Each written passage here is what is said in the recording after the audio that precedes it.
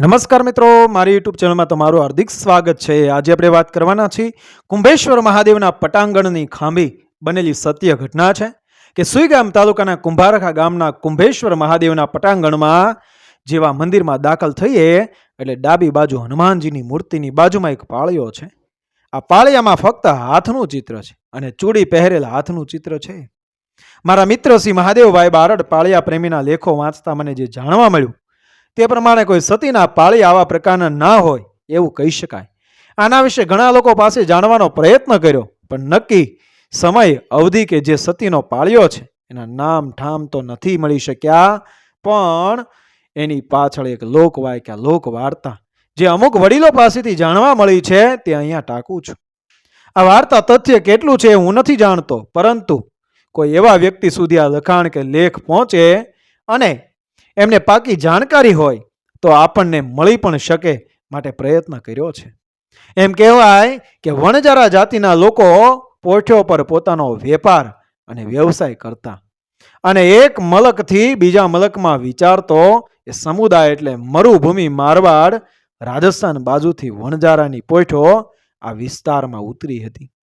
અને અહીંયા કોઈ દયાળુ રાજા એ તળાવ કે સરોવર બંધાવે તો ખોદકામની મજૂરી મળી જાય એવા આશયથી અહીંયા કુંભેશ્વર મહાદેવની આસપાસના વિસ્તારમાં પડાવ નાખ્યો.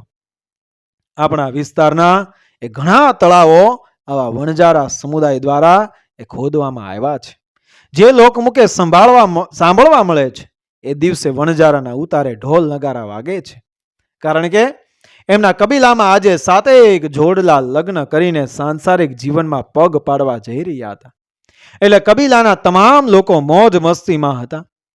ઢોલના તાલે કન્યાઓ એ ભાતીગળ ગીતો ગાઈ રહી હતી અને સાથે વણજારા નૃત્ય કરી રહી હતી.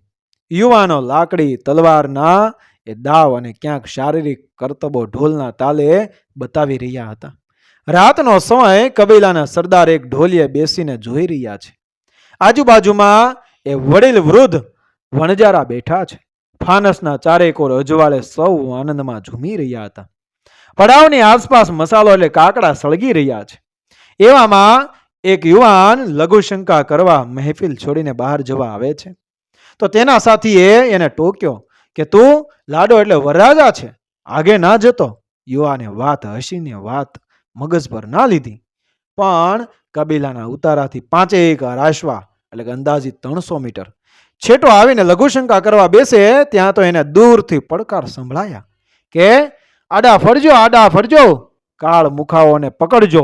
આવા દૂર દૂરથી હાકલ સંભળાય છે. યુવાન થંભી ગયો. નક્કી કંઈક અણસાજતું બન્યું લાગે છે, પણ પોતાની કેડમાં કટારી હતી. એ સાબતી કરીને જે બાજુથી હાકલા પડકારા થતા હતા એ બાજુ દોટ મૂકી પોતે ભૂલી ગયો કે એક દી પછી મારા લગ્ન લેવાના છે અને હું અત્યારે લાડો છું, વરરાજો છું અને દોડતો સામે જાય છે. રાતના અંધારામાં કંઈ કળાતું નથી, પણ યુવાનને થોડોક આભાસ થયો કે 5 જણ ભાગતા ભાગતા એની બાજુ આવી રહ્યા હતા.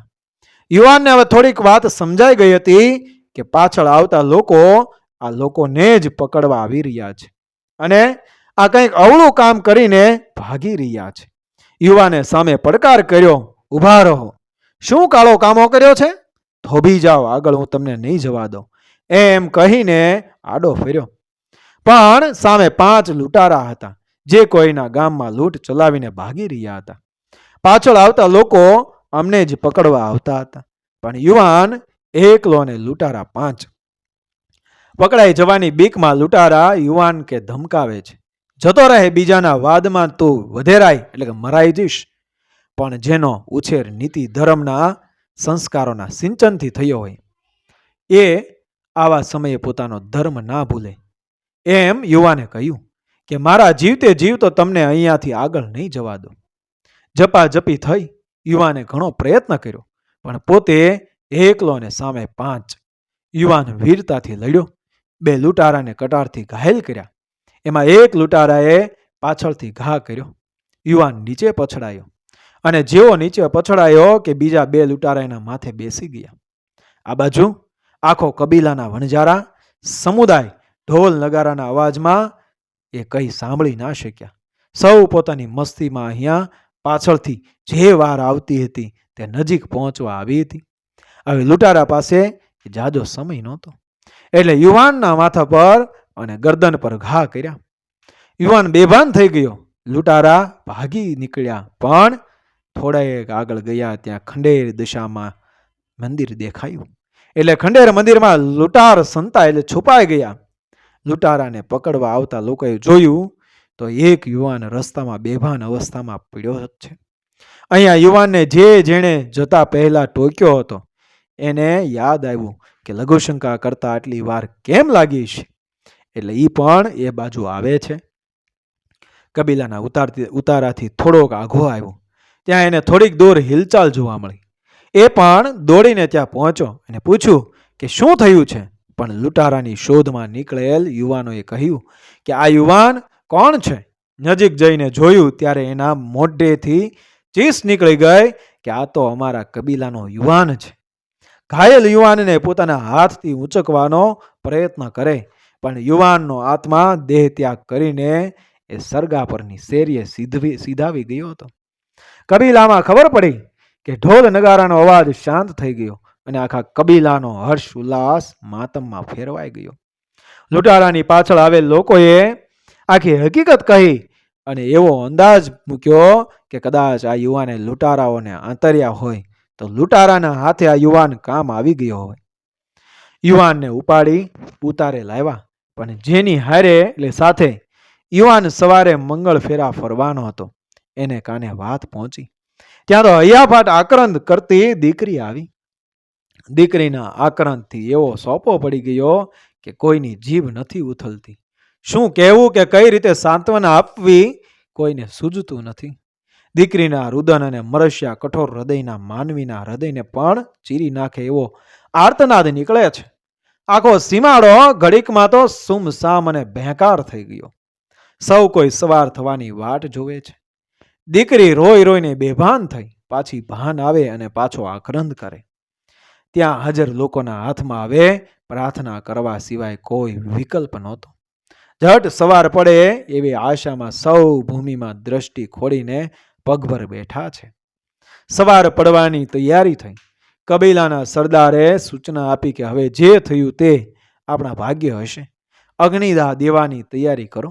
સૂરજ નારાયણ પણ જાણે દીકરીની પીડા અનુભવતા હોય એમ ઝાંખા પડીને ધરા પર નીકળ્યા. સૂરજની પહેલી કિરણ દીકરીએ જોઈ ત્યાં તો સૂરજ નારાયણનું તેજ એ દીકરીના ડીલે વ્યાપ્યું હોય એમ ઊભી થઈને કહ્યું કે હવે મારે પણ મારા ભાવિ ભરથારની સાથે મારા દેહનો ત્યાગ કરવો છે.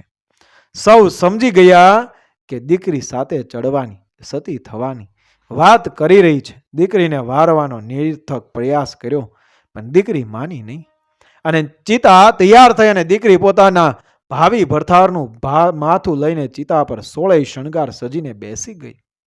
હવે એ કોઈની પુત્રી નહીં પણ એક દેવીનું સ્વરૂપ લઈ લીધું હતું અને અગ્નિ પ્રગટ થયો.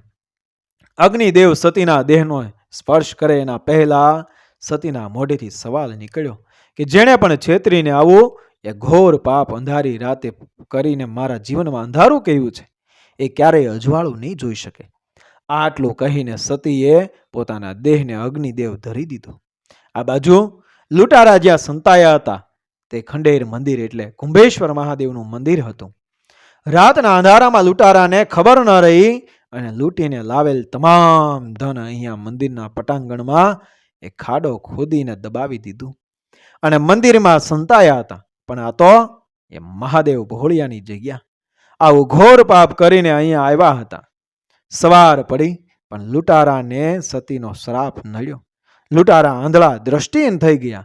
નજરે કંઈ ચડ્યું નહીં એટલે આજુબાજુના જંગલમાં એ આથડી અથાડીને મૃત્યુ પામ્યા.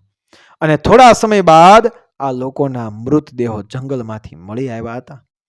એવું લોકકથા મુજબ કહેવાય છે. આ શ્રદ્ધા તો શ્રદ્ધાનો વિષય છે, આમાં તથ્ય હશે.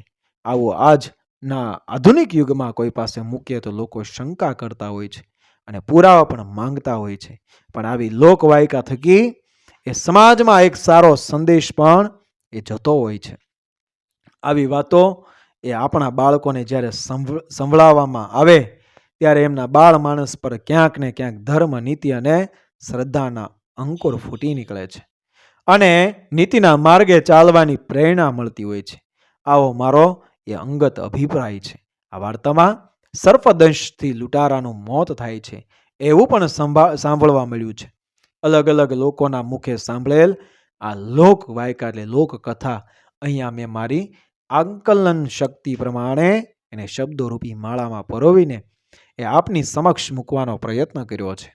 આમાં પુરાવા તરીકે કુંભેશ્વર મહાદેવના સાનિધ્યમાં ઉભેલ સતી પાળ્યા સિવાય મારી પાસે કંઈ જ નથી. આ વાર્તામાં અન્ય કોઈ જાણકારી એ હોય અથવા તો સુધારા કરવા યોગ્ય હોય તો આવકાર્ય છે. વણલખી વાતો મળશે, ધરામાં ધરબાયેલા કંઈક ઇતિહાસ મળશે. મિત્રો, વિડીયો પસંદ આવ્યો અને સમર્પણ સુણવા પાળિયા તણા નીલમ ભૂમિયો થઈ ભમવું પડશે.